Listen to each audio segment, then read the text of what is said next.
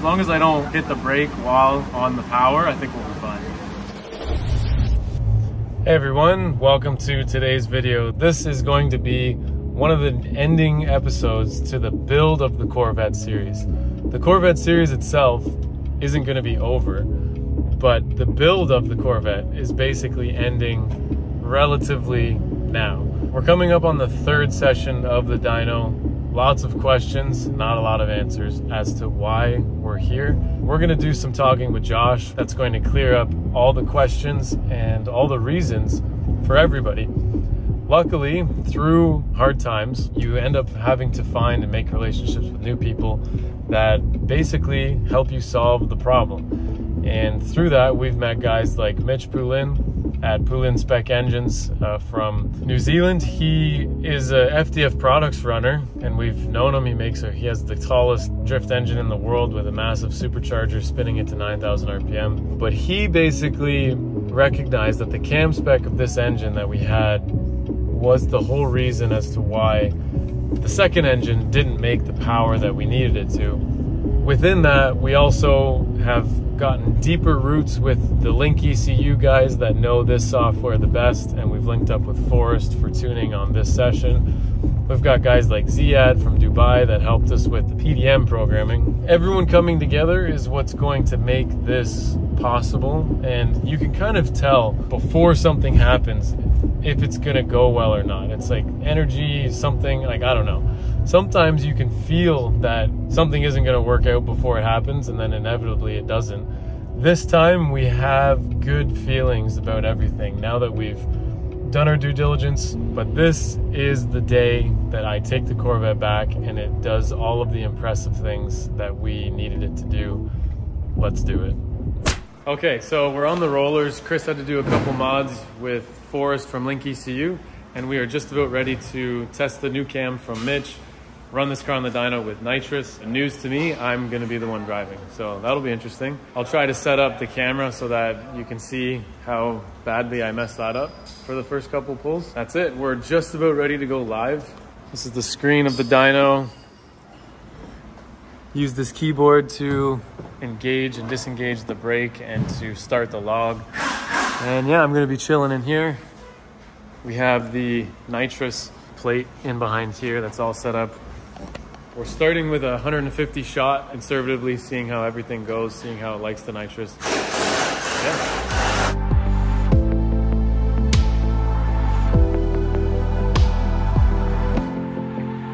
What's up, Chris? Not a whole lot. Walk us through what's going on and what we're trying to resolve. So the starter's sticking momentarily, and only when it feels like it. So what we're doing is just adding a safety feature in.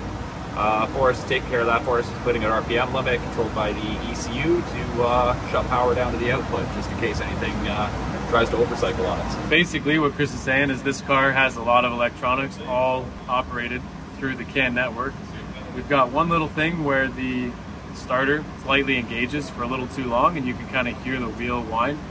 So what Forrest is doing, Forrest is from Link, he's setting up basically a fail-safe so that if it does stick, it's gonna kill it at a certain RPM no matter what. And that's just a reassurance barrier to protect the starter, essentially. I'm in the driver's seat. I didn't do too bad on the first pulls. John definitely did worse on his first time. But I knew what was coming. I knew it was gonna be bad. So the car just like jerks really bad trying to get these wheels spinning with the little clutch, low RPM of the engine. You kind of really gotta get the barrel rolling, get it into a higher gear earlier so that it doesn't have as much short speed torque, I guess. I don't know a better way to describe that.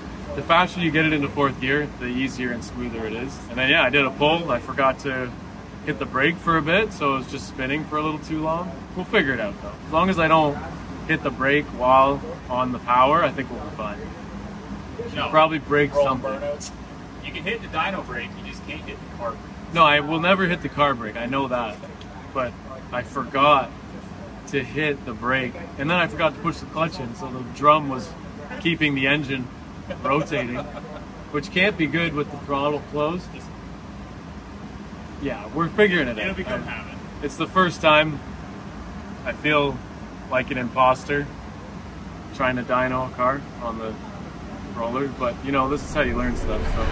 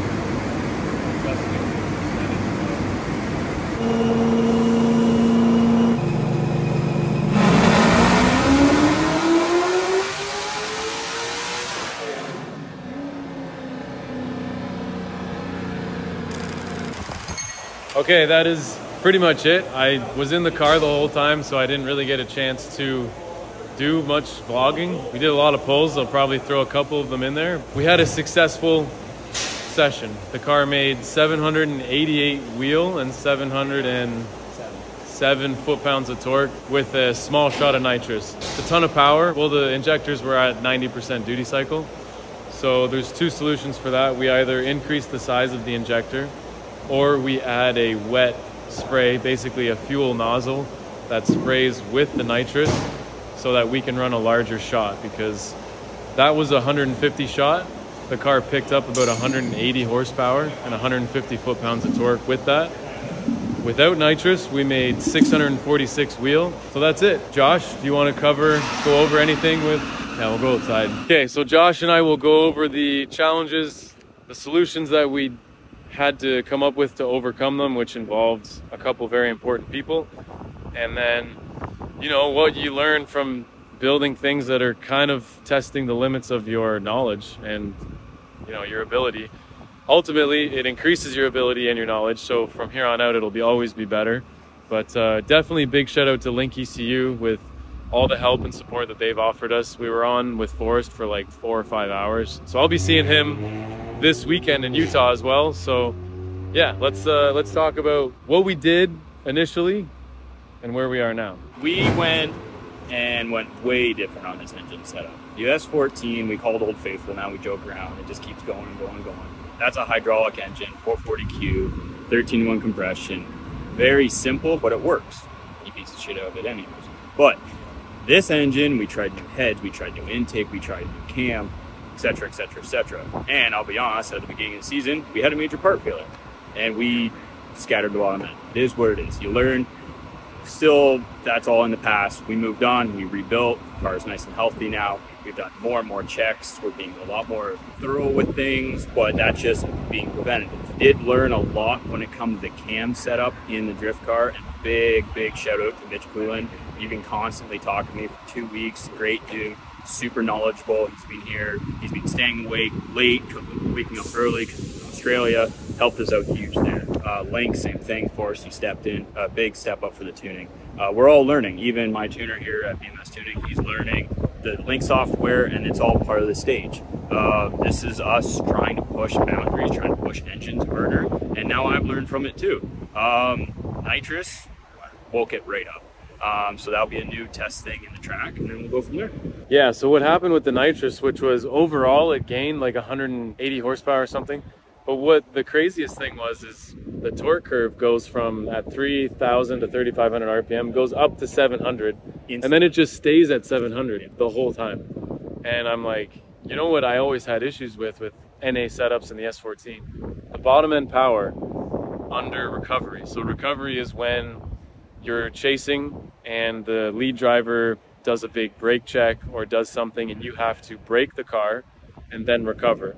An NA engine doesn't have that bottom end power like a supercharger does, or if you have a turbo engine and you're able to keep it in boost. The NA engine just doesn't have the bottom end torque. It's got a decent amount, but when you have 700 foot-pounds now, instantly, like now, right when you touch the pedal, with a small shot of nitrous, yeah, this is going to change me as a driver. I've always found that my recovery time is correct. I'm able to get back on gas quick enough, but you'll feel the delay in the engine.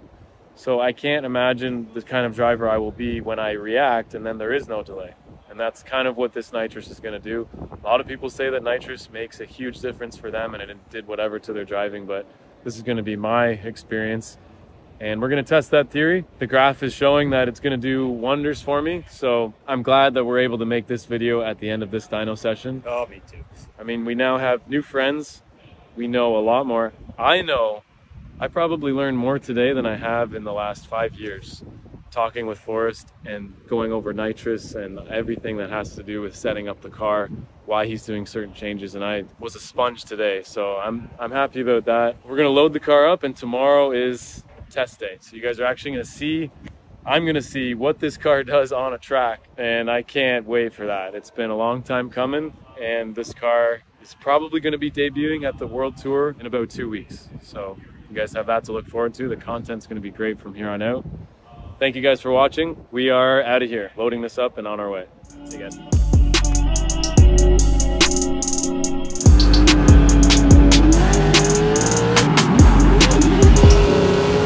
sometimes it won't do anything, and then it doesn't do the rings. So I think it's exactly what it was doing.